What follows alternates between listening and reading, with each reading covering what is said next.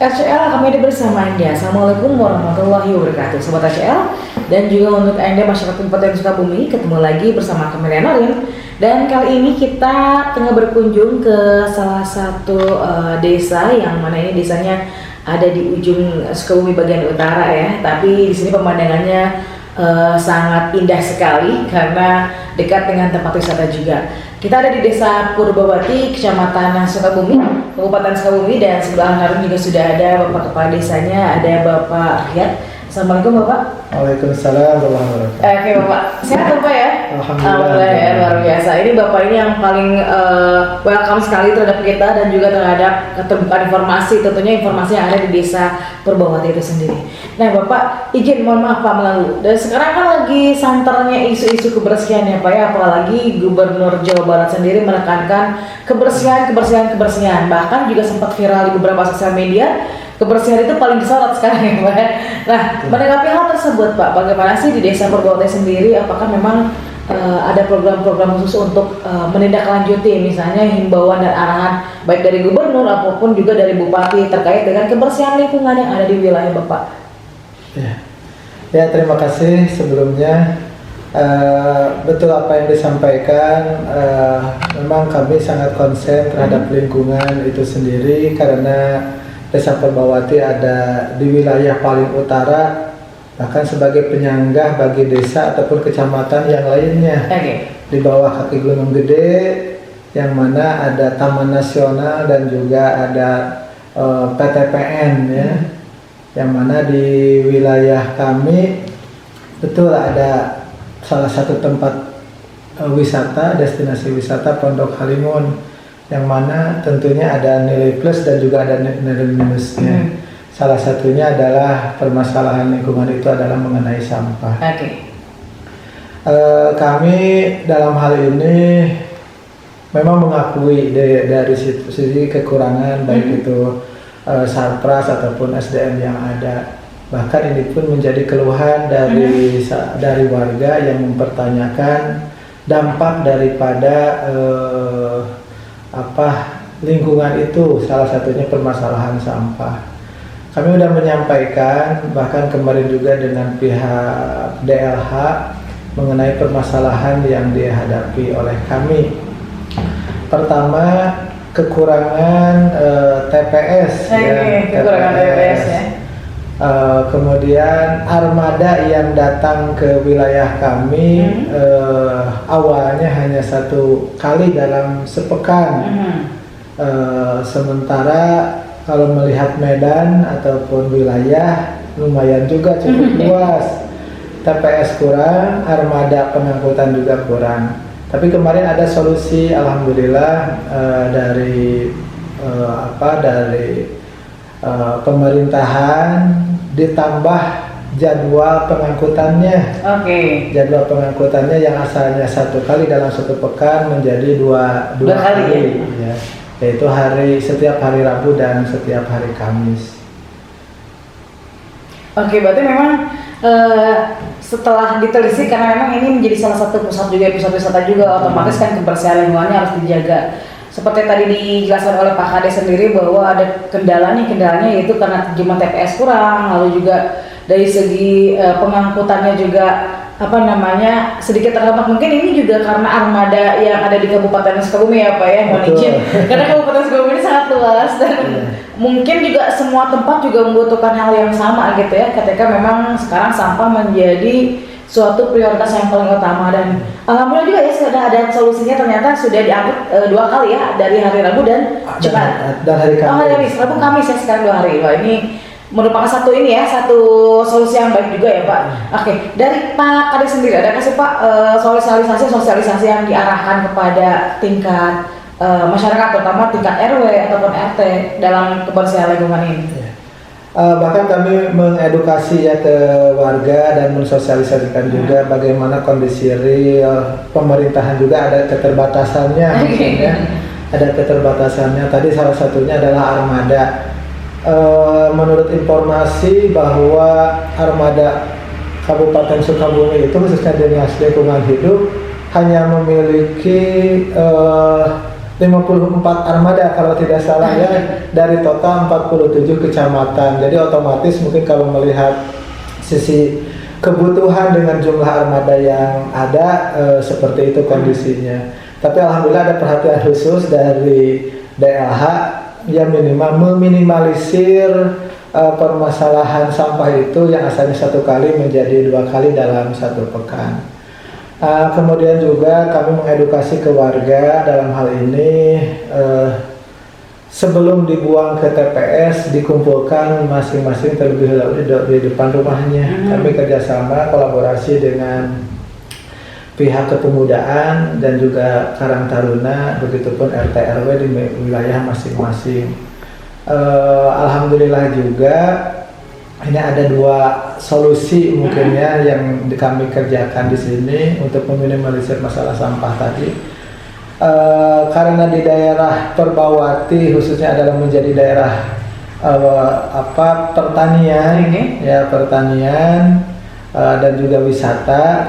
Dari pertanian memang ini baru sekian persen lah meminimalisir masalah sampah. Karena dalam hal ini kami sudah mengembangkan metode pertanian purba. Oke, metode pertanian purba. Metode pertanian purba yang salah satu medianya adalah sampah, ya, masalah sampah. Jadi yang sudah melaksanakan memang baru sekian persennya lah gitu ya. Ini memang karena pertanian itu banyaknya petani masih yang sifatnya ketergantungan ke kimia, ke pupuk non organik. Jadi untuk merubah paradigma ataupun kebiasaan itu perlu proses dan perlu edukasinya juga. Nah, maksudnya tadi di pertanian purba itu menyediakan lahan terlebih dahulu, kemudian sampah itu bisa ditimbun di sana tanpa dipilah, baik itu semuanya gitu ya, jenis sampah apapun, baik itu plastik ataupun apa, bahkan nanti bisa di-share istilahnya videonya yang sudah dikerjakan oleh pemerintahan desa, dan bisa dilihat demplotnya ataupun yang sudah melaksanakan metode pertanian purba itu. Salah satu kategori lagi sampah jadi ininya. Kemudian juga kami kerjasama sekarang itu dengan kepemudaan juga, yaitu adanya bank sampah ya. Bank sampah mengedukasi ini utamanya ke ibu-ibu, ibu-ibu rumah tangga, karena kan yang menghasilkan sampah itu banyaknya dari rumah tangga juga, selain dari pengumpul tadi ya. Nah, ini sampah jangan sampai menjadi masalah. Justru sampah itu harus membawa berkah juga. Sampah menjadi berkah ya. Menjadi berkah. Jadi mengedukasinya memilah ya, memilah, bahkan ada sampah organik, non organik, dan ada nilai ekonomisnya, nilai yang bisa dijual. Nah, ini bank sampah itu memang udah lintas sektoral ini ya, antara 2 desa Sudajaya Girang dan desa Perbawati. Ini pelakunya adalah anak-anak muda ya, anak-anak muda yang konsen juga kepada lingkungan, aktivis lingkungan. Dan alhamdulillah udah beberapa KRT-an ataupun KRW yang sudah melaksanakan itu, bahkan membantu suami. Nah, membantu suami, apalagi ini ada kan kewajiban warga, salah satunya memiliki lahan ataupun tanah, membayar pajak, membayar pajak ataupun PBB. Ini dengan hanya mengumpulkan sampah saja kan menjadi tabungan ya, jadi catatan ya. PBB-nya bisa terbayar dan juga ada nilai lebihnya. Ini yang sudah dipraktekkan oleh sebagian ibu-ibu dalam hal penanganan masalah sampah. Kemudian untuk kedepannya, ini untuk rencana kedepannya, memang betul masalah sampah itu ya, ketika kita tidak ada inovasi ataupun solusi yang bisa dilaksanakan, tetap akan menjadi permasalahan. Kami pun sudah mengusulkan ini ke pihak Dinas Lingkungan Hidup untuk meminimalisir tadi, Karena sekali lagi selain dari produksi rumah tangga juga diaku ataupun tidak juga, karena ini jalur wisata, ya itulah di tempat pariwisatanya kadang-kadang kan tempat TPS-nya kurang, dan juga mungkin kesadaran akan sampah itu walaupun sudah disediakan, kalau yang ini mah masih banyak aja yang membuangnya di mana saja gitu. Makanya di sini khususnya di Perbawati pun untuk konsen masalah itu ada dua komunitas ataupun dua tentang lingkungan. Ada Pepeling namanya, Pepeling itu Perbawati Peduli Lingkungan. Kalau di sungainya ada juga yang namanya Kopi Suci. Kopi Suci. Kopi Suci itu komunitas peduli Sungai Cipelang. Oke. Bahkan udah ada beberapa kali aksi kami untuk susur sungai. Jadi jangan sampai sungai itu tercemari, terkontaminasi. Salah satunya adalah sampah tadi. Maka bisa dilihat misi kami adalah mengembalikan Sungai Cipelang menjadi herang gitu ya. Karena keren. di samping itu kan memang itu ketergantungan sekali kepada air, karena kebutuhan air itu sangat sangat urgen ya. Bukan hanya untuk rumah tangga, ternyata bahkan mungkin aja dari sebagian warga itu masih meminum bukan hanya untuk sawah ataupun kebun, tapi juga untuk konsumsi ataupun pemakaian sehari-hari. Oke, berarti memang ini sudah terprogram sekali ya, mulai dari penanganan sampah, bahkan membuat sampah menjadi salah satu nilai ekonomi seperti tadi bank sampah. Juga ada program seperti Pepeling yang tadi Perbawati Peduli Lingkungan, dan juga ada Kopi Suci ya, komunitas peduli Sungai Cipelang. Wow, ini memang harus menjadi percontohan juga bagi wilayah-wilayah lain dalam penanganan sampah yang memang sampah itu tidak juga ya, pasti memang sangat berpengaruh sekali, terutama terhadap aliran sungai seperti tadi kan, karena air itu memang menjadi kebutuhan tidak hanya untuk kebutuhan rumah tangga saja, tapi untuk kebutuhan lainnya. Oke Bapak, ada pesan nggak Pak, sang terakhir nih, pesan untuk masyarakat, terutama masyarakat yang ada di Desa Perbawati sendiri? Ya, ini kami dalam rencana pembangunan ataupun rencana ini ya, khususnya mengenai lingkungan, ada bahasanya mungkin secara tematiknya, dan ini juga sudah disampaikan ke DLH khususnya mengenai sampah selain tadi yang diinikan. Jadi pengennya memang zero ini ya, sampah. Zero sampah pengennya ya. Kami ini insya Allah sedang berusaha untuk pengadaan mesin pemusnah sampah. Oke. Ya. Nah ini mungkin bisa diindikan. Di Zoom ya. Ini salah satu contoh ya Pak Izin. Ya. Oh ini rencananya akan pengadaan mesin pemusnah sampah. Ya. Wow. Iya, awal tahun 2026 ini. Oke, mudah-mudahan terrealisasi ya Pak ya. Yang kami akan lakukan pertama adanya mesin pemusnah sampah ya. Dan insya Allah ini dari sini bisa sampahnya itu bisa dimanfaatkan untuk pertanian juga.